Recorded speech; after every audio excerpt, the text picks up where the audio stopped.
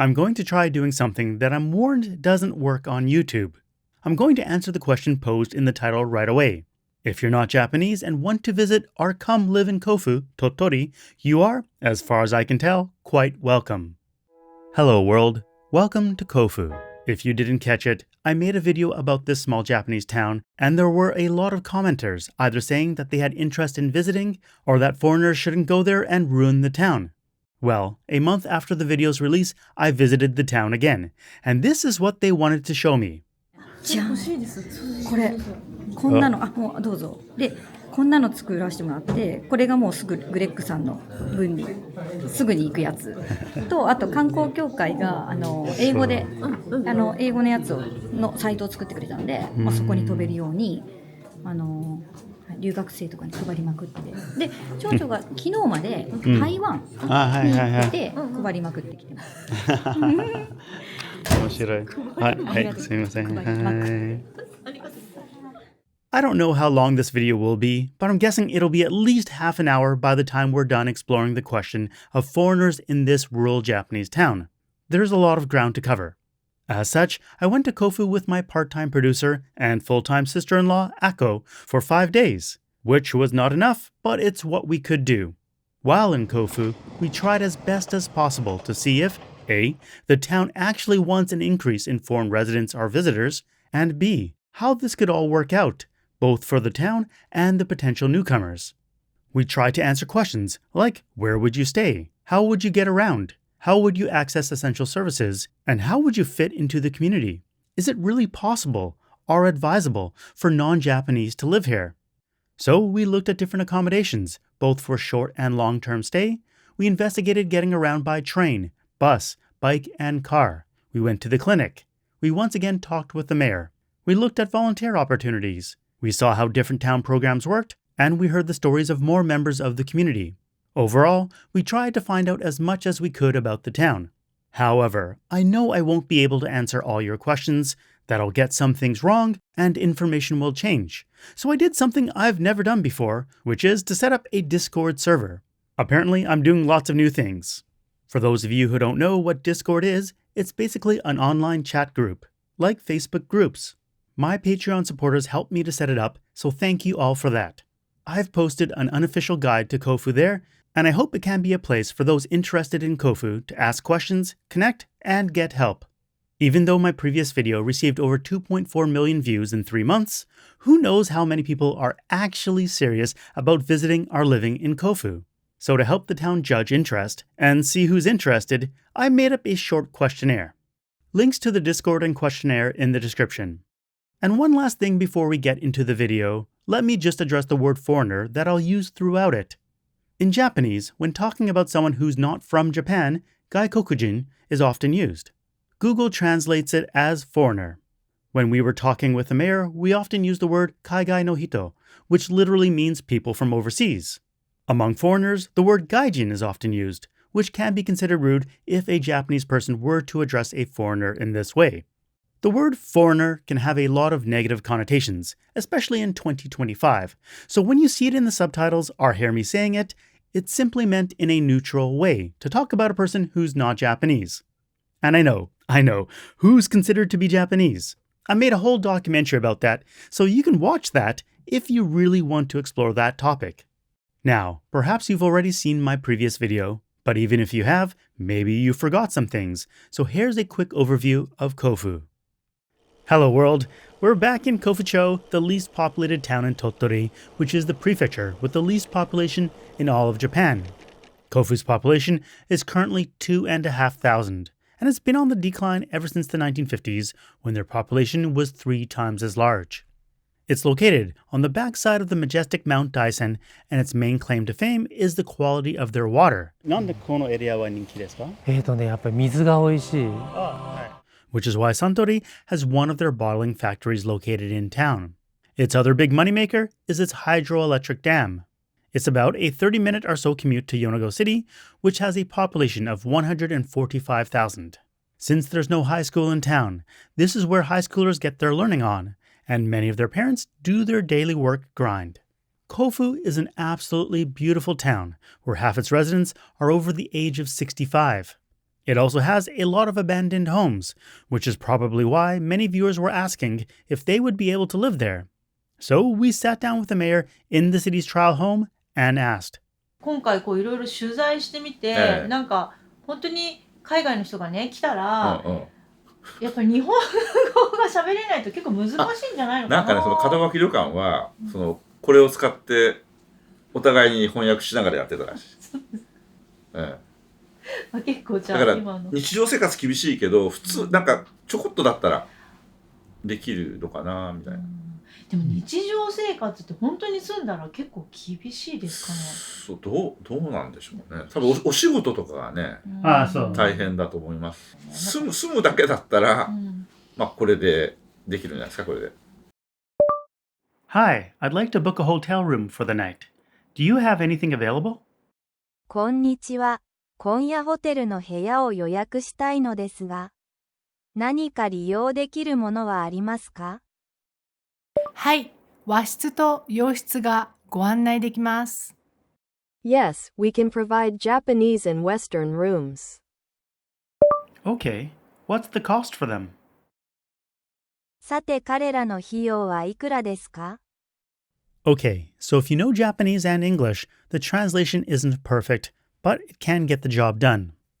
甲府町としてはそういう外国の方がどんどん関係人口で来てくれてるのは、私はだから賑やかになればいいなと思う。なんか賃貸した雰囲気よりやっぱりいろいろ動きがあった方が楽しいじゃないですか。海外の人が来るって言うと、役場のね方たちとか町長さんもいいよよかったねいいよってなってると思うんですけど、でも実際来たらやっぱりルールとかあるじゃないですか。そういう集落のルールも聞いたんですけど、そういうものを守れないと、やっぱり受け入れられるとか受けられない話。定住には厳しいかもしれませんね。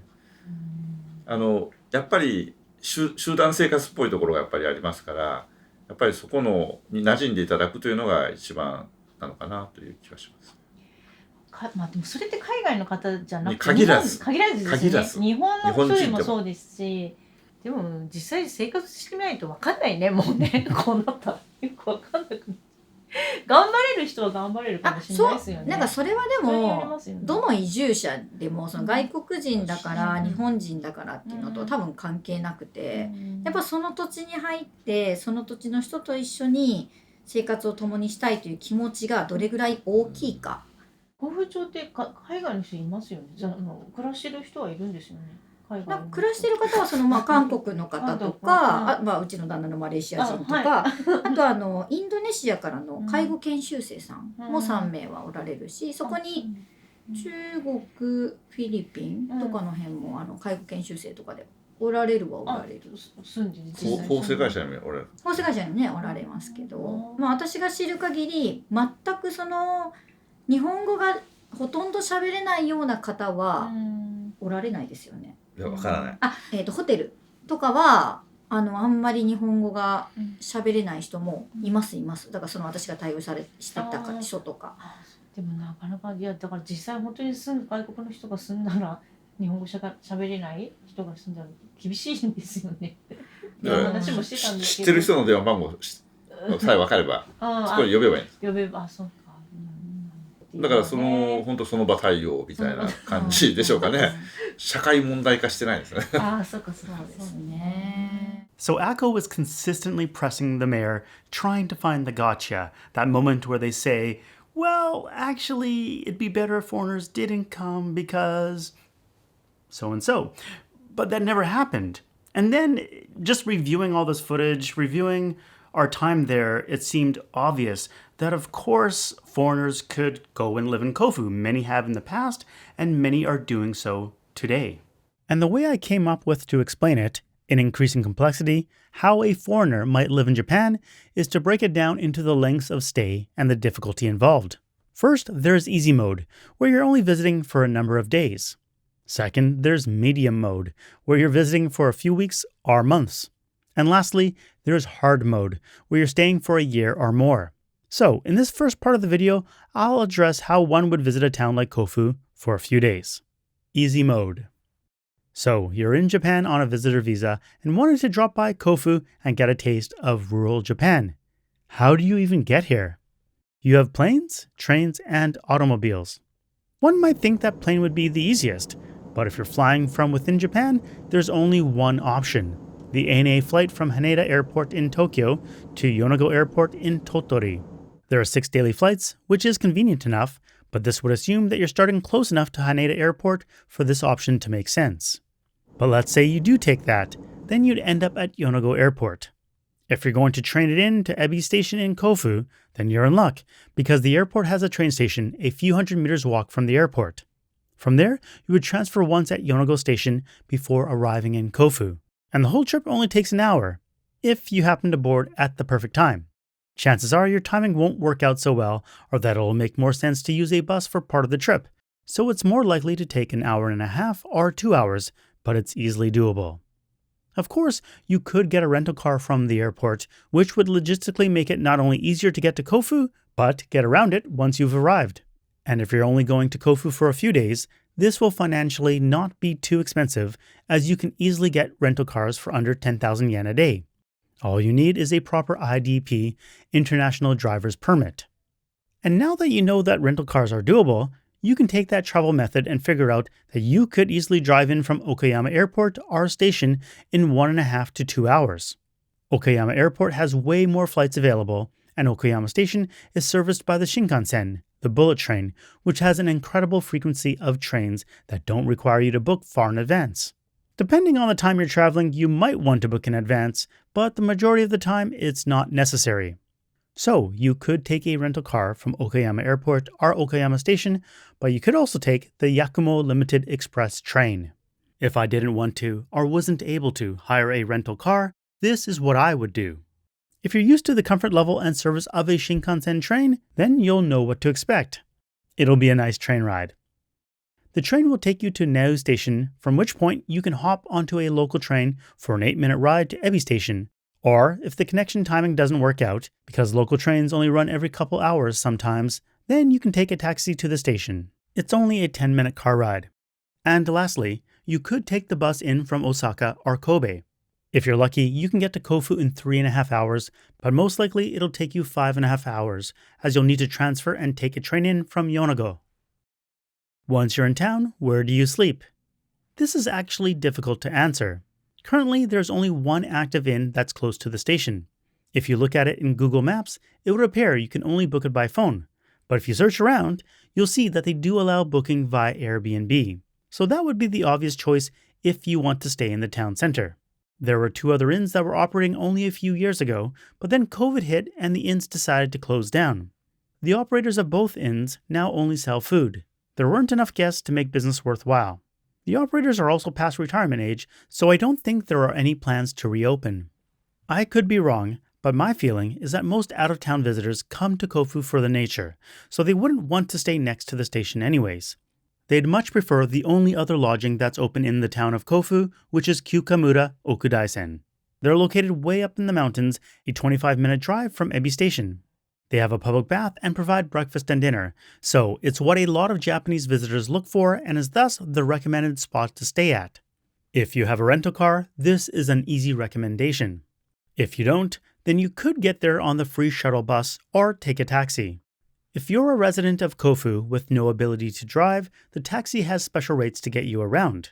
But you're not that, so you'd pay the regular rate, which I'm told is about 2,000 yen for the one-way trip.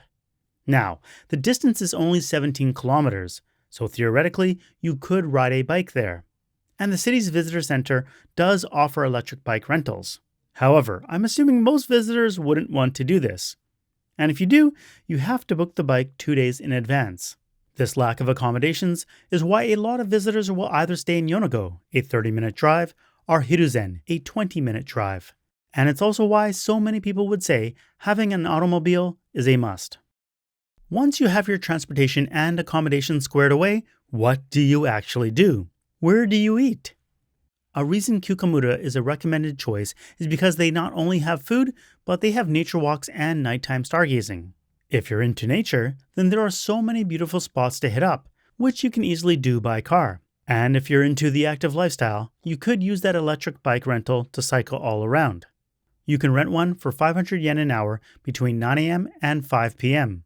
They currently don't have any longer rental plans, but if you ask them, they might be able to accommodate you. And if you're really active, you can book a session at the Big Mountain Rooms BMX Center. As a note, you'll have to book this in advance. I personally love dairy, so I visited Daisen Makiba Milk Village. That's not technically in Kofu, but about a 20-minute drive from it. I also love hot springs, so I went to the Oceanside Kaike Onsen Resort area in Yonago, which is roughly a 30-minute drive from the heart of Kofu. Both the Milk Village and hot springs have standard operating hours, so you should have no problem visiting. But a place you'll need to book way in advance is Bistro Nobu. It's a husband and wife team that operates this, the wife having grown up in Kofu. They used to run the business in Tokyo, where they had a Bib Gourmand Michelin designation. For places with no appointments necessary, the go-to recommendation seems to be the Okudaisen roadside station. They have regular predictable hours for your lunch meal, but unfortunately, no breakfast or dinner. Although technically, from 9:30 a.m., you can have a coffee or ice cream there, and even buy some food from the attached gift shop and eat it there. But if you're looking online, you'd probably never know this. On Google Maps, it says the restaurant opens up only from 11 a.m. to 2 p.m., while the farmer's market side is open from 9 a.m. to 3 p.m. But if you look at their website, you'll see that the gift shop is open from 8:30 a.m. to 5:30 p.m., and the vending machines and bathrooms are open 24/7. However, it's only going there and asking about getting a coffee that they told us we can sit down and eat food bought at the gift shop in their seating area. And this all brings me to a point that I think is very important to know. Finding reliable, accurate, up-to-date information about places you want to visit in rural Japan is not possible to do completely online. Even if you think a place is closed or a place is open, I've found the only real way to know is to give them a phone call and see, which will almost always require you to know how to speak basic Japanese. There are times when you can text, email, or message to find out the information, but whether or not you get a timely response depends on who's on the other side. The reason I like phone calls is because I'm old. Well, maybe, but for me it's because with a phone call, you can instantly get an answer and ask follow-up questions, whereas with text, you don't know when you'll get an answer, if ever. In rural Japan, there are so many instances where the information posted online is out of date, or an owner decides on a whim to take the day off or close early. But if you can get the correct information, you can enjoy some nice little gems, like this cafe that was closed the first time we tried to visit, but was open for lunch on the last day we were in town.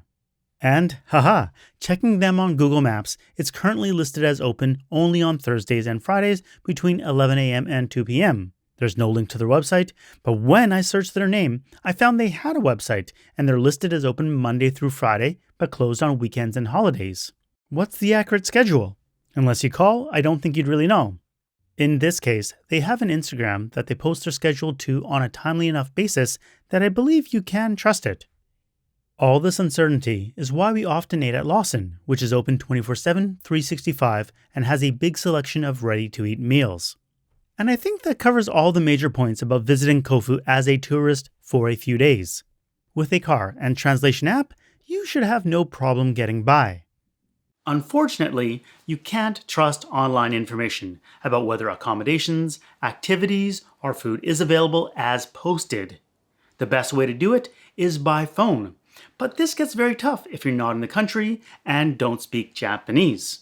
There is a sightseeing information center that is open 7 days a week between 9 a.m. and 5 p.m., but they don't speak English. However, we did talk with them, and they're completely comfortable using translation apps, and they also welcome questions via email. And they even said you can use them as a kind of hotel concierge service, so they can book activities for you or call restaurants to make reservations. I think this could be very handy. By the way, if you visit Kofu, you might come across Ebi-chan, the town's tourism ambassador. She's on posters and cutouts all over the place. She even has her own Twitter and Instagram account, and as I found out when I visited the town's visitor center, her own merch. Medium mode. Easy mode for staying in Kofu for a few days is like hard mode for those that have experienced a tourist-friendly city like Tokyo, Kyoto, or Osaka. So what's medium mode in Kofu like? This is for people who want to stay a week or two, or even a month or two. I'm assuming you won't want to stay in a hotel room that has no kitchen facilities. You're probably looking for an Airbnb kind of accommodation, of which there are none. In the previous video, we visited a trial home run by the nonprofit relocation association Kofu no Tayori. And this time around, we even got to stay in it for a few days. じゃあこれ鍵ですね。じゃあすみません、はいこれじゃあ鍵です。はい Technically, anyone can register for this place, so this is theoretically an option. But there's only this single place, and it's meant for people who are thinking about moving to Kofu, so I don't know if it's a realistic one. So we talked with the mayor about what kind of options they have for short-term visitors. And there were basically none. That's right, none. You might have also seen that home from the previous video that you can rent. But rents for those kinds of homes aren't for people visiting for a short term. It's for those that are staying in Kofu for a year or longer. So you might be out of luck if you want a short-term stay in a weekly or monthly rental type of accommodation. However, the mayor thinks that a new law might change things up for the better. 今ね、ちょうど日本の法律で日域居住促進法という法律ができたんですよ。それはこういう人口の少ないところに、都会の方から来て、とりあえず定住はしないんだけど、ちょっと試しに来てみようと。で、ちょっと農業でもしてみて、また都会に帰る。みたいなことを進めていくっていう法律ができたんですよ。4月に。この4月に。で、この11月からそれが施行というかね、実際動き始めて。で、甲府町もそれに乗っかって、国の方からお金もらおうかなと思っていてですね。それでいろんなものを直す。例えば空き家をちょっと回収するとか、やっぱりちょっと直していかないとダメですね。空き家を直して住めるようにしていくっていうのが一番かなと思います。そうですか。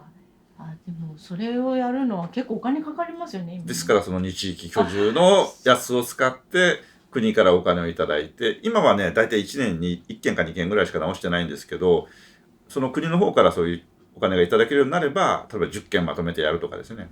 もう一つ言えるのはね、今前の役場の跡があるんですけど、今それを分譲しようとしてるんですよ。で、例えば分譲の区画の一つにですね、そのシェアハウスみたいなやつを建てるのも手かなと思います。そうですか。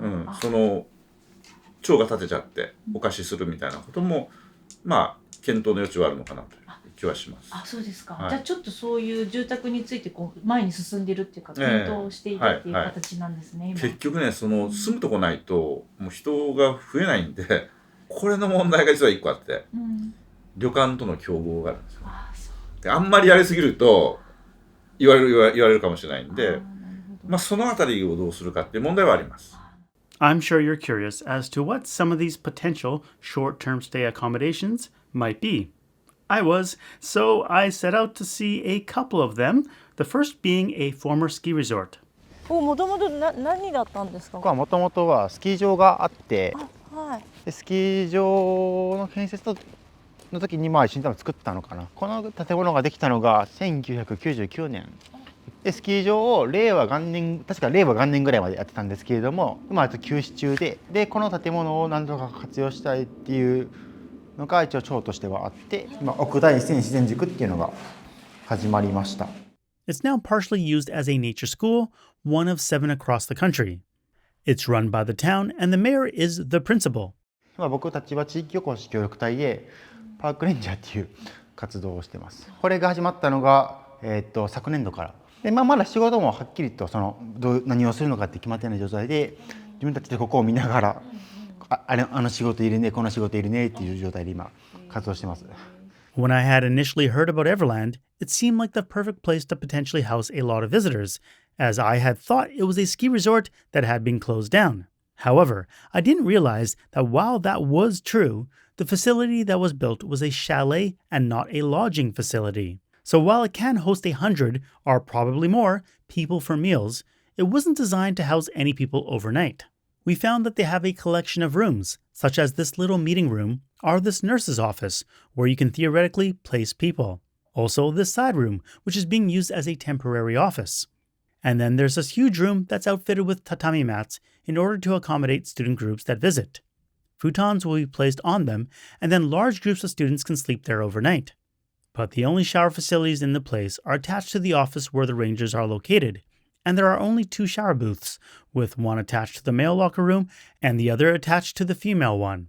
So, I would say the structure is in very good condition. Since it was built in 1999, it's up to the latest earthquake codes. However, its current design is not meant for individual lodging and would require some extensive renovations to get the proper bathing facilities and private sleeping areas needed to house groups of people for anything more than a couple of days. But if the place were converted, it really is in a beautiful area that I feel would be very attractive for those looking to get away from it all. One downside to the location is that it's up in the mountains, so without a car, you'd really be stuck up there. It's 12 kilometers from the town center, so you could manage commuting with an electric bike, but it'd be really tough come winter. まずエバーランド、エバーランドあそこは見たんですけど、すっごく建物も大きくて立派で、はいはいはいもったいないなって感じなんですけど、上がそうなんですよ。どうですか？あそこってあそこね、その宿泊所にしようと思うと、ちょっといろいろ国立公園の中なんで手続きがいります。でもいずれはね、ワーケーションって言ってちょっと自然の中で働きたい人にちょっと寝泊まりしながら働けるような場所にはしてみたいなとは思ってるんですよ。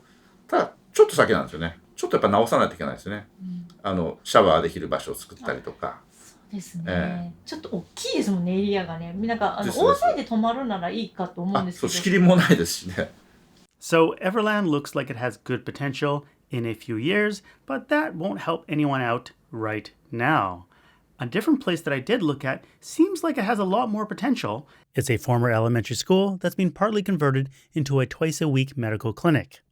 It's designed to service the locals in this part of town. Sometimes students from Tottori University will come here to do field work as well.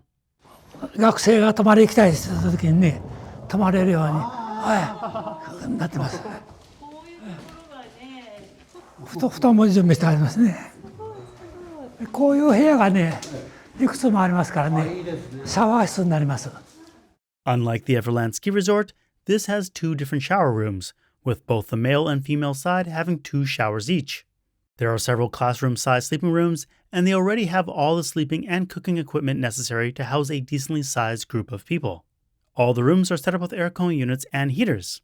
The whole place is recently renovated, so it's in very good condition and would be an excellent place to temporarily house groups of people for events, like a festival. This place is also used as a community center, and I heard they have singing and dancing events. The thing is, though, this place isn't run by the town, so whether this could be a possible place to house short-stay visitors is uncertain. We also saw that once a week on Thursdays, they run a lunch program for local residents in the surrounding area. ふれあい食堂。ふれあい食堂。それの今食事の準備しております。ああ、そうなんですか。ボランティアでね。こんなとこ見てもらいますけど。そうですね。ここをね、今食事の準備しております。これもみんな地元の食材を持ってきてね、ボランティアでやっております。一食500円ですかね。500円いただいてね。今日何人ぐらい？今日はだいたいね、25名ぐらいじゃないですか、お昼。毎週木曜日。毎週木曜日。毎週やってるんだ。毎週こうやって作ってそうです。食べるんだ。まあでも本当に高齢者が元気な町ですし、もう高齢者が本当に町を支えてくださってる、こういう見えないところで、っていう町だと思います。昨日のマタノを見ていただいても、感じられたと思うんですけど、本当に高齢者の方が元気に。なんか若いですよね、皆さんパキパキしてますよね。元気です。やっぱり役割があるお年寄りっていうのはすごい元気だなっていうのは、感じますね。はい、すみません、ありがとうございました。But let's say you figure out where to stay. How do you get around? We visited a couple car rental agencies in Yonago City, and both of them quoted a price of around 150,000 yen per month to rent a car. They don't have monthly rental rates. We then searched online and were able to find some places that would rent you a car for under 100,000 yen, which is a lot more reasonable. If you're thinking you could purchase or lease a car, you need to have a resident card to do so, which you won't obtain on a short-term stay visa that tourists would get. Theoretically, you could purchase a bike. And if you live close enough to Ebi Station, you could get most places you'd want to in under 15 minutes. For example, the roadside station with the farmer's market is right next to the Lawson's and the small supermarket. While your variety would be limited, you could easily pick up enough to survive. This is only a 2-kilometer bike ride, which we did just to be sure. And if you rode in the opposite direction towards Muko Station, that's where you'll find Nanairo Salon, which is their free-to-use co-working space. Many of you asked about the speed of the internet. Here's the answer. I'll talk more about the salon and how it works, as well as internet speeds, but I want to circle back to the bike situation. The Visitors Center's bike rentals won't be a good option for anything more than a day or two. But as far as I can tell, unlike an automobile, you can purchase a bike without a residence card. There's actually a bike shop right next to Ebi Station where you could do this. For cycling around Kofu, even though there are no dedicated bike paths that I'm aware of, the fastest roads are only 50 kilometers or 31 miles an hour. There's very little traffic on the mountain roads, so I think most regular cyclists would feel safe enough. The road with the most traffic would be Route 181 that passes by the roadside station and the 2 train stations. Technically, you would need to ride on the road, but you're allowed to go on the sidewalk if you deem the road dangerous, or if you're a child, senior, or disabled.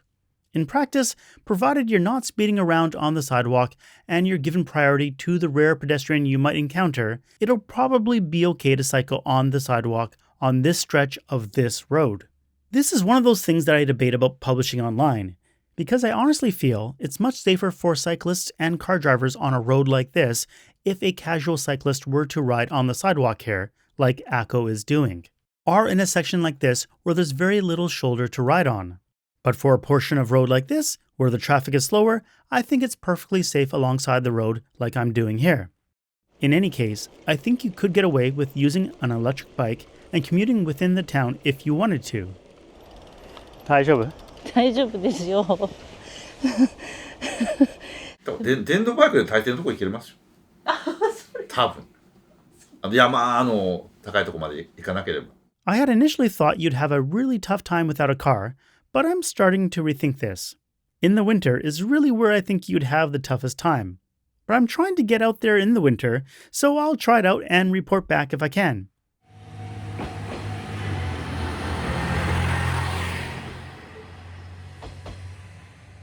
Alright, so back to the co-working space. ここは七色サロンっていうワークスペースです。Or in English, Rainbow Salon. It's free to use as long as you sign up. I'd say the internet speed is fairly decent. From a video creator's perspective, I could always get more speed. But for, I'm assuming the vast majority of people, 100 megabits per second is more than enough. At this speed, you can transfer 10 gigabytes of data in 13 minutes. So if you want to get some work done, you're always free to drop by between 9 a.m. and 6 p.m. Monday to Friday. If you want to use it at night or on weekends, you can call their number and that can be arranged. If you want to reserve the entire place, you can book times anywhere between 9 a.m. and 10 p.m. A useful thing is that they have a full kitchen, complete with IH stove, water boiler, fridge, and microwave. By the time we wanted to eat lunch, the restaurants in town were already closed, as it was 2 p.m., so we picked up some cup noodles to eat. Oh, and for the washroom, they have barrier-free facilities. There are a couple semi-private booths, an area for young kids, some booth seating, and then some regular seating. I've seen pictures of the space in different configurations, so I imagine it's okay to temporarily rearrange things to suit your needs. I think the only thing to be aware of is that since it's a co-working space, you should keep down your volume if there are other people around. But what about the speed of internet outside of the cafe? If you're in an area that can get a fiber connection like this, which I'm told is all over town, you can get similar speeds. If you only have your cell phone, the data speeds will really depend on your proximity to the cell towers. For example, up in the mountains, the cell phone signal would occasionally drop, but then get strong in certain areas, like up at the former ski resort. おお、早い早い。ですよね。50は早い。アップは結構大丈夫そう。 Unfortunately, in the trial home right by Ebi Station, it was set up with Wi-Fi that was using cell phone data, so the speeds were limited and there were data caps. I found that my smartphone with Docomo service got faster and more reliable bandwidth, so I switched to that when I wanted video calls that were faster than 10 frames per minute. I know something that viewers wanted to know was how the medical services were. I was expecting to see a tiny clinic, but when I was able to step into the reception area, it was quite bigger and seemingly well equipped than what I thought it would be. This city-run clinic has limited operating hours from Monday to Friday between 9 a.m. and 12 p.m. and are also open on some Saturdays by appointment. During the afternoons, the doctors will do house calls. The doctors are on a rotating schedule and don't necessarily live in Kofu, but rather commute in. Even if you don't have insurance, you can still pay cash and visit with a doctor. If paying cash sounds scary, I wouldn't fret, since the first-time visit fee is 3,000 yen. For anything big, like surgeries, the Hino Hospital is only a 10-minute drive away. If for some reason you needed even more specialized care, there's the Tottori University Hospital located in Yonago, which is a half-hour drive away.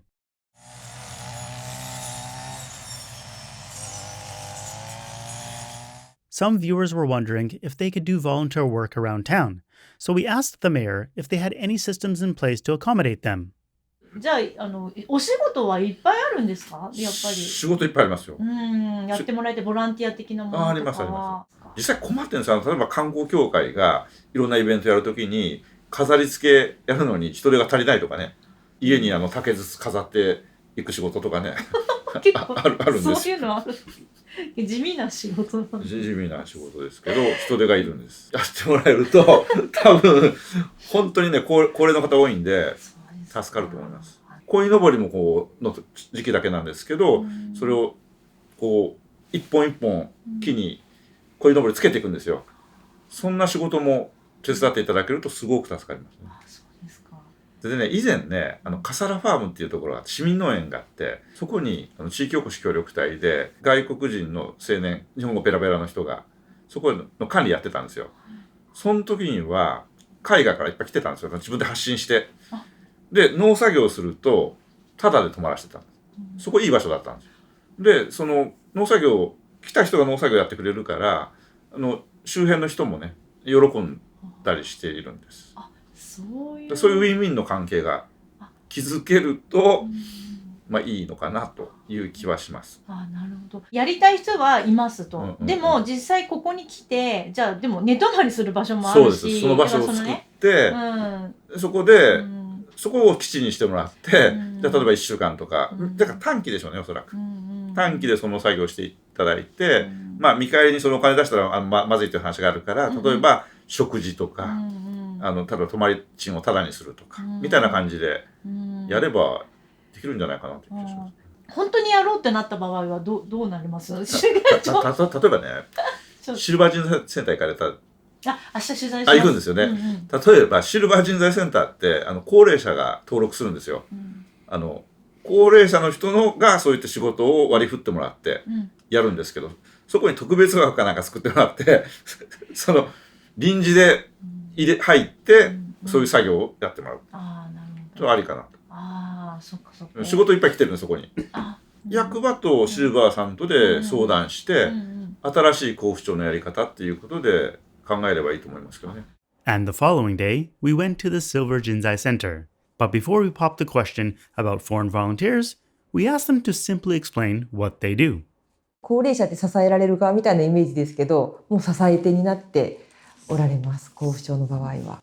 前は60歳とかね、で退職になったりしたんですけど、今ちょっとずつ伸びていって、65歳とか、会社によっては70なんていうで退職で、それからハローワークなんかで探してもなかなかないですよね。もう65過ぎたり70過ぎたり、そういう人が、まだ世間と関わりを持って仕事をしてということで、その、シルバー人材センターっていうのが中心になって、そこに登録すればいろんなお仕事がもらえるよっていう、そういう感じですよね。仕事内容は、やっぱりちょっと、この甲府町はちょっと人が少ないので、主に言えばやっぱり田んぼ、畑の雑草を取るという、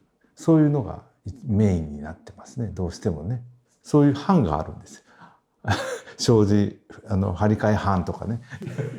じゃあ得意な分野でそうです。皆さんそれぞれ何かに所属というか、草刈り班、ふすま障子班とかね、あと草取り班とかね。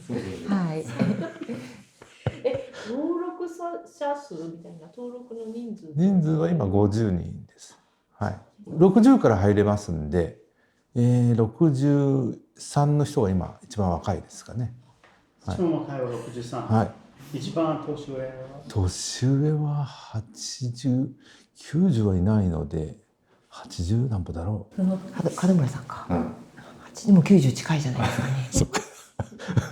ただあれもう高齢者の多い半分ぐらいは高齢者の町なんで、高齢者がもう本当に主力でこうやって町を地味にね、地味なところですけど、目に見えないところですけど、もう支えてるっていうのはすごくあると思います。And then we ask the big question. If there are foreigners that want to volunteer, could they use their help? 可能でしょう。はい。いいと思いますよ。ね、危険が伴うようなものはね、難しいと思いますけど、例えば仮払い機なんか思いっきり危険なのではい、内容によりますよね。はい、仕事があるのはやっぱり、4月5月からずっと10月まででしょうね。農作業の関係はですよね。今草刈りに入ってますね、シルバーさんが。まさに今やってます。And this is a situation where physically being somewhere you're researching is great. We quickly hopped in the car and drove the 25 minutes to Kyukamura Okudaisen to see if we could catch the silver team in action. すみません。ちょっとお仕事の風景を撮らせてもらいたかったんで、大丈夫です。そのままで。ちょっといいですか、カメラで。時間ってどれぐらいかかるの？もう一日何時から何時までとか？適当なんですよ。疲れない程度に。今日作業は終わりですか？今日で。向こうがやります。やってますよ。ひっくり返るけんね。半分から下が買って、半分から上は僕らが買うんだ。そう、手でやる。はい、手で。これスキー場をやるから買ってるんですか？はい。そう。スキーができないから。すっごいすすき。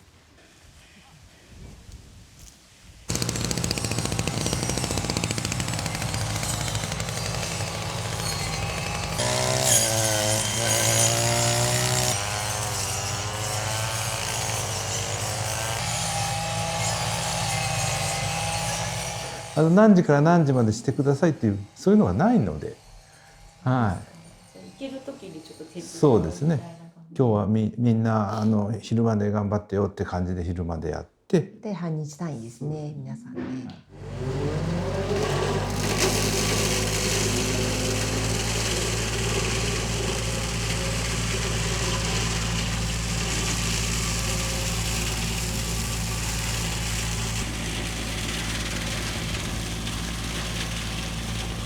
視聴者はここで何をしたいイメージがあるのかな、だからみんなこの日本の文化に触れたいんでしょ。なんかこうお祭りを一緒にやったりとか、そういうことしたいってことなのかな。やりたい。それならやっぱりなんか年間のこのカレンダーみたいなのを作って、この期間はこんなイベントがあって、でお手伝いとしてこんなことがしてもらえますよみたいなやつをポンと公開して、じゃあここ来ますみたいな。そうですね、稲刈り。農作業もね。まさに田植えとか稲刈りとかね、そういうのが外国人の方々が結構梨となんとか好きじゃないですか。もぎ取りとかね。でもね、やっぱ場所があるのと、声上げる人がいないとそれはできないです。Okay, so let's level up and get to living in Kofu on hard mode. Now, I know the mayor said that you can use a translation app or that you could phone a friend. You can, but I think it'd get tricky on both sides and a bit frustrating too. However, I found out that there's the Tottori Prefectural International Exchange Foundation, which has volunteer community interpreters to help when visiting medical or government facilities. Think visiting a doctor, registering for a high school, getting a driver's license, or registering your address with the city. But the closest office is in Yonago, about a half hour away. So we wanted to know if there was someone among all the viewers who was bilingual and could help out with these kinds of things, would they be interested in such a person? 視聴者の中で日本語と英語が喋れる人が来て、なんか地域おこし協力隊で入ればいいんじゃない？そういう方、海外の人ですか？なんかそれも地域そうしたらいろいろ3年ぐらいいる。そうですね。まあ3年は人気があるんで。あ、そうなんですか。給料もらえて給料もらって。滑る。まあただミッションがいろいろあるので、まあそれはもうね。ミッションはだからその町内に来られる外国のお客様対応、あるいは学校での英語のそのなんていうか先生みたいな。Now, there's a difference between talking about possibilities and actually following through. I've been told that the town will be posting a regional revitalization position on their website. The start date, April 2025. The requirements are specific in that you need to be located in a major Japanese city and be willing to relocate to Kofu for a 3-year contract. So you couldn't be moving in from a small Japanese town, nor from anywhere else in the world. But if this is you or someone you know, they'll have the job posted on the town's website. A seemingly big appeal of the Inaka, the countryside of Japan, is cheap land and housing. I had read that the town rents out housing, so I of course wanted to investigate. 来たい人はいるんだけども使える家がないので、それをまあ建てて増やしていきたいっていう話ですね。こっちは何ですか？で、これ1個で、これ車椅子とかが使えるバリアフリーの家。なんか1階建て平屋で全部間取りが広くなってる。トイレにもお風呂にも行きやすいようにドアが広い。なんならそこからでも入れるようになってて。全部こうスロープだったりで、なのでここに車椅子用のマークが一応入ってる。そう、はい。で隣はこれはもう単身用なので 1LDK ですね。はい。でもねかなり広いんですよ。金額書いてある。4万2000円。6万7,000円。月額。町営住宅は全部人が入ってますね。全部で30個ぐらいあるんですけど、全部もう入居が決まって入っとるんですね。30。I don't know why this didn't click in right away, but what I was looking at was public housing, and the units I saw the exterior of seemed to be in very good shape, so it's no wonder that there are no vacancies. 体の 0.7% ぐらいしか平地がないので、だからお家が建て家が建てれるのがもうそもそも 0.7% しかない。だからもう土地がない。これ以上人口の増えようがない。面白い。でも土地がない。でも空き家がそう。だから空き家をも使うしかない。空き家使わないともう増えない。でも空き家壊したら新しい家を建てて、空き家壊すのに400万。だからで家建てるのに3000万。3000万。だから高くってみんな。そうですよね。リフォームするのにだいたい頑張れば1000万か2000万。So as we found out, there's simply not enough affordable housing rentals. There's only 30 for a town of 2,500. Now there is a big stock of abandoned properties and land, but as we also found out, it's not easy or quick or cheap to renovate or build new. So for a newcomer who wants to come and just simply have a nice place to live, it's not so easy. And another note that I got from the town was that while there are many vacant lots, there are many that are not zoned for building residential units on them. Some have farmland attached, where you would need to go through the agricultural committee to purchase it. Some don't have the inheritance registration completed, so they cannot be purchased immediately. There are also red zones, which are special landslide-prone areas where you need permission from the prefecture to build new. I didn't get a picture of this, but while driving into the town, I noticed that part of a hill had washed away. What I did get video of is some concrete reinforcement work that has been done to protect an area from landslides. But let's say you don't mind a fixer-upper and all the work that may be associated with it. That's where Kofu no Tayori comes in handy. They're a nonprofit that helps people relocate to Kofu by both helping them find housing and integrate, but also to get businesses set up. In the last video, we saw a house that was in very good condition, what you would call move-in ready.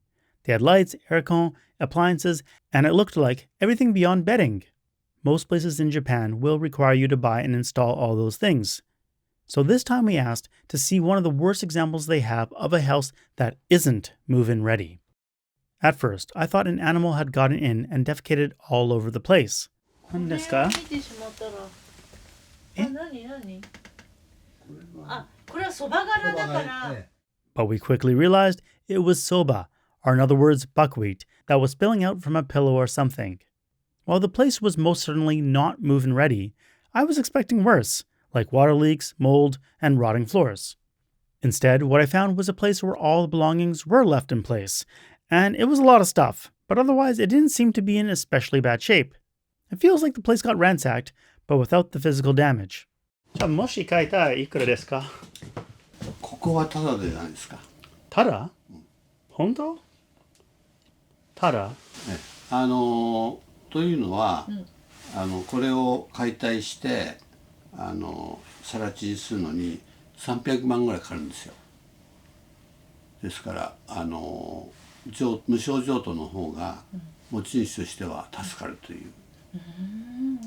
Now, everyone knows that nothing is exactly free, so if you took it over, you'd be responsible for transfer property taxes, and a host of other expenses that could run you 500,000 to 1 million yen.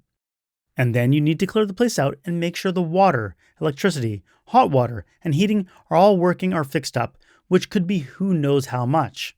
And then you'd most likely want to fix up or replace cosmetic things, whether it's the tatami mats or wallpaper. There's also a backyard which is absolutely overgrown and has a ton of crap piled up. But if you cleared it all out, you'd actually have a decent amount of space, or at least by Tokyo standards. The only thing missing is a parking space, but I'm confident that'd be easily solvable by renting out one of the many vacant lots around the area. And I wrote this out before taking another look at the property because it does look like you could park a small car in the front. On a different day, we were taken to the Sagawa area, where there were a couple abandoned homes for purchase or rent.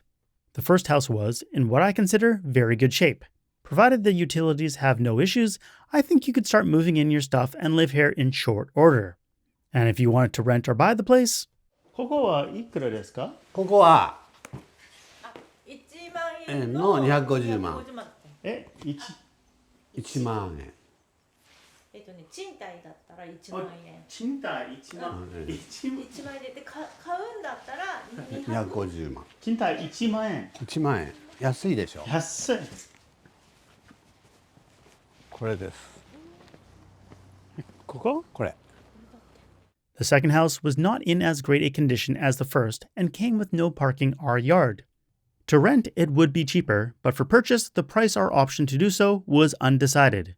The big thing to know is that even if the purchase or rental price isn't expensive, it's all the other costs that you need to consider. Utilities on an older place are going to be much more expensive as there can be virtually no insulation and everything is not as efficient. So that's why you might get confused at the estimated cost of housing depending on who you talk to. Nakao-san said that if you get a property, you can spend 10 million or 20 million yen to renovate it. I can easily see that happening, especially if you want to upgrade everything to modern day standards. But I can also see that if you were able to do some of the work yourself, and you're selective in what you upgrade, you could get away with renovations that cost half of those amounts. そうなんですよ。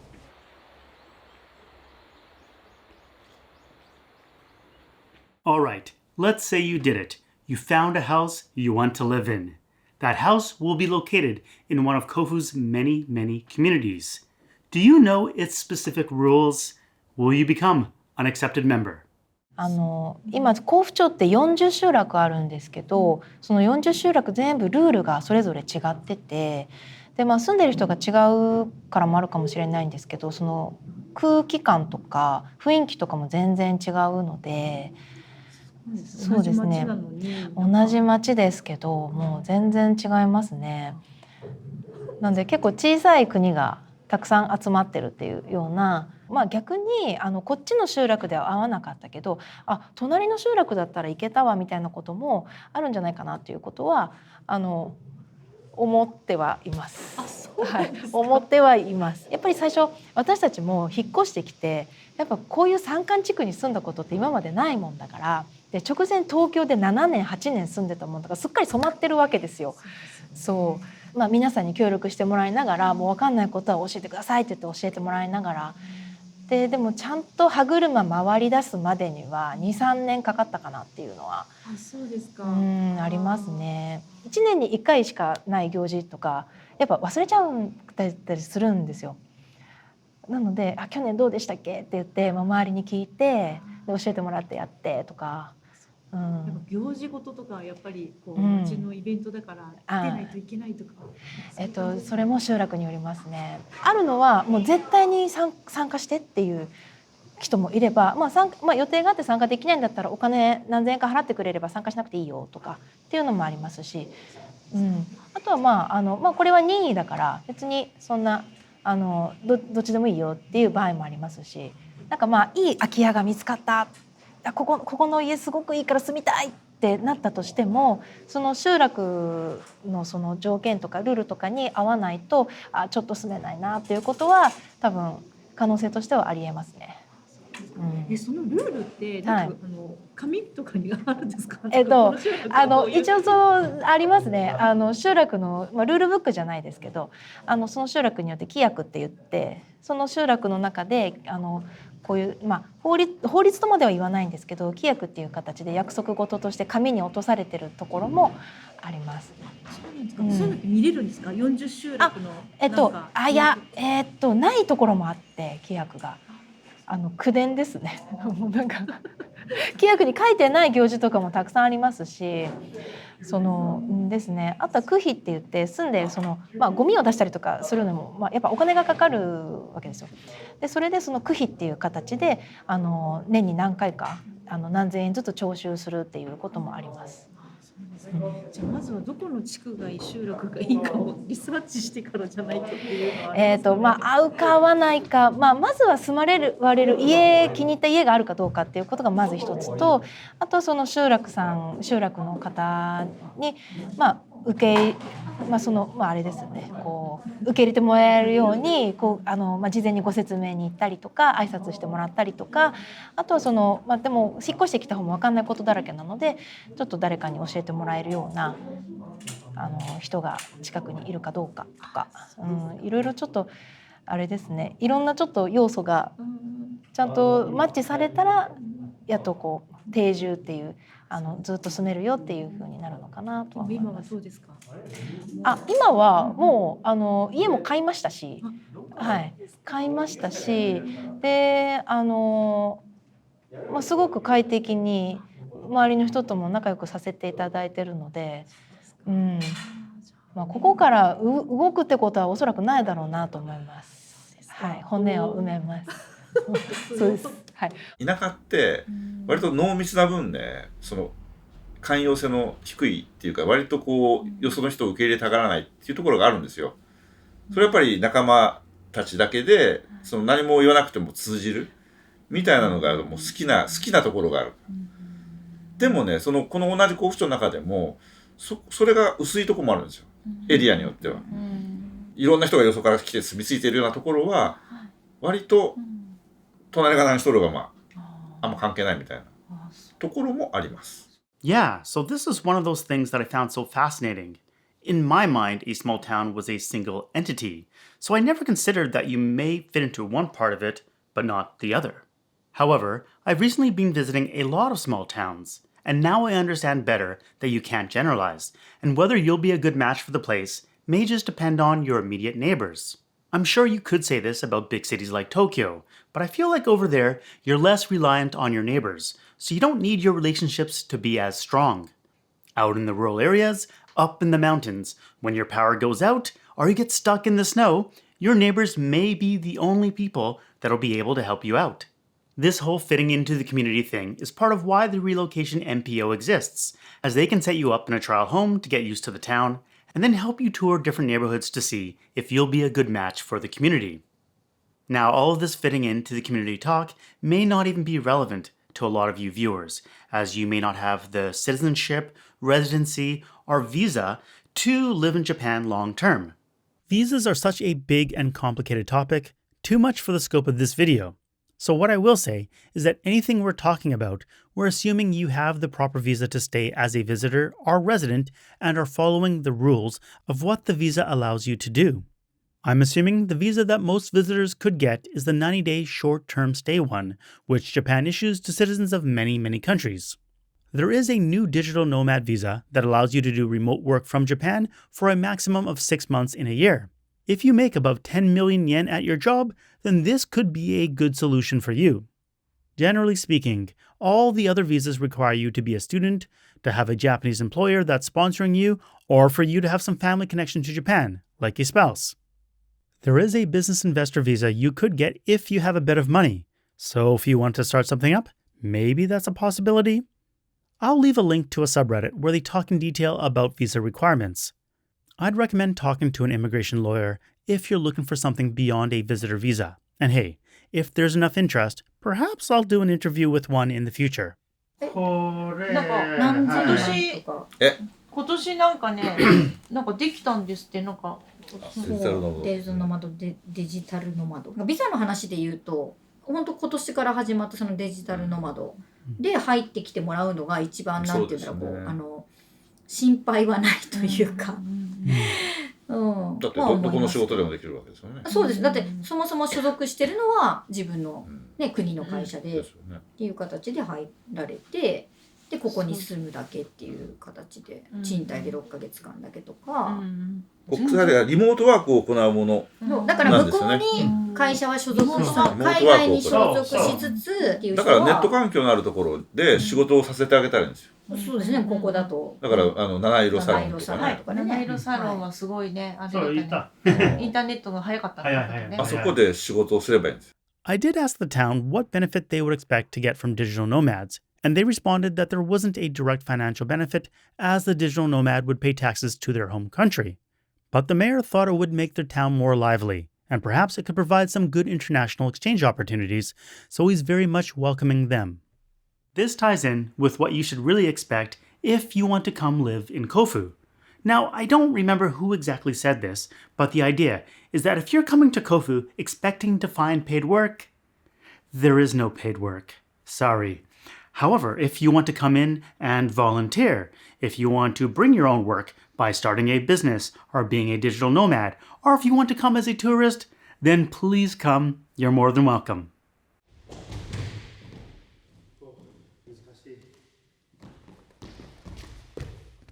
The more time we spent in Kofu, the more we met people that relocated from other areas. Last time, we did a little interview with Endo-san, who I called Mr. Coffee. When we popped by again, he was doing great.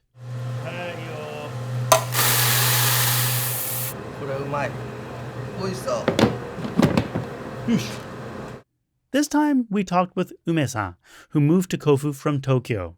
きっかけは私東京に住んでたんですけど、1人目の長女が生まれて、で生まれてすぐやっぱ保育園探すじゃないですか。でその時に周りを見ると、保活激戦区でもあったところではあったんですけど、マンションの一室で縁手もないようなところの保育園が多かったりとか、あとちょっと車も多かったですし、往来が。なので、自然の中でのびのび育てたいなっていうのがあって、で鳥取県のあれですね、ビッグ相談会っていうのに参加したのが最初でした。はい、出会った中では甲府町が一番正直だったというか、移住してくる人に対していいことばっかり言うんじゃなくて、分からないことは分かりませんって言ってくださったし、全部が全部いいことばっかりは伝えてこなかったんですよね。なんかそこが逆にここの町の人ちょっと信頼できるなっていうのが最初の印象だったのと、あとサントリーがやっぱあるので水がきれいだったということと、あと私が移住を考えた時って8年前だったんですけど、その時点で第一子から保育料無料だったので、その水がきれいということと人が信頼できそうということと保育料が無料というこの3つで決めました。Another interesting migrant was Tominaga-san, who operates the BMX facility run out of an abandoned school. The last time we went to visit, there was no one there. This time, Tominaga-san wasn't there, but his friend was.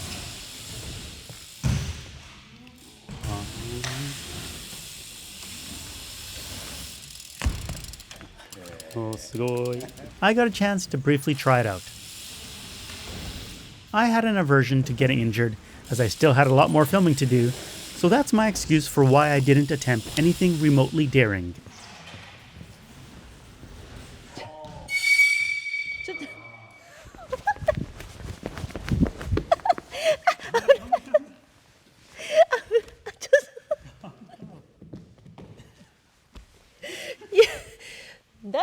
ったじゃん。無理だよ。これと降りれないよ私。うわAfter visiting the facility, we of course wondered how this all came about, and we were eventually able to meet up with Tominaga-san to find out. はい。どうやって見つけたこの学校？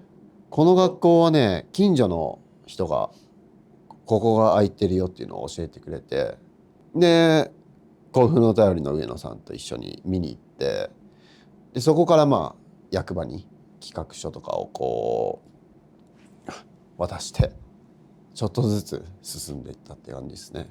ふるさと納税のクラウドファンディングって言って、まあ、町が母体になってくれてやってもらってるんですけど、まあ、それので集まったお金でこの施設をもっといい施設にしようっていう、はい、ありがたいことにやらせていただいてます。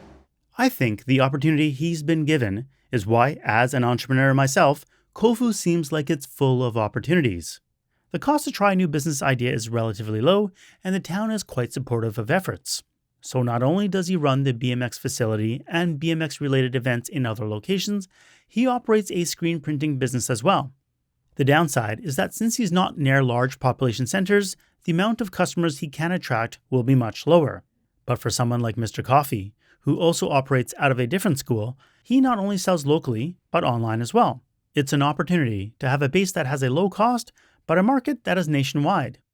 Another thing I thought would be good to explain is that the building out of the BMX facilities is partially funded through a crowdfunding campaign operated by the city. How the Furusato Noze, hometown tax, program works is that tax residents of other areas of Japan can donate money to support rural areas. Whatever they donate, up to a certain amount, can be deducted from taxes they owe. So in practice, this diverts taxes from major cities out to rural areas. In return for their donation, donators sometimes receive gifts like local produce or goods. Although in the case of this BMX facility, there are no gifts exchanged. Something new that has happened in Kofu since we last visited in May of 2023 was the redevelopment of the area around Kofu Interchange. Lawson and the grocery store/delivery service Enchan relocated to the area, and then a coin laundry and Bistro Nobu also took up shop. With the roadside station across the street, that includes a gift shop, restaurant, and farmer's market, this area is the best place to get groceries and food in town. Behind the commercial area, they have some of their public housing units, including some that were built a few decades ago and some that were built last year. Excitingly, they're planning to build a new daycare center in the area in 2027. 今保育園をね作ろうとしてますけど、それもただの保育園じゃなくて公園の中に保育する場所があるみたいな。It's being partially funded by that same hometown tax setup, for which they've already raised 444% of their goal as of this writing. 保育園作っても子供さんってどうなんですか？それでね、そこはだから町内に住んでる人たちだけじゃなくて、ちょっとこう保育園留学したいなという人とか。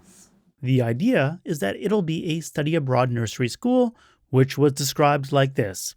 It will be a so-called temporary nursery school where children attend for a short period of time, such as a few days to a few months. Usually, temporary nursery schools are used for things like giving birth in a hometown, but the idea is to have a nursery school where children from families who live in two locations or who want to relocate can also be accepted.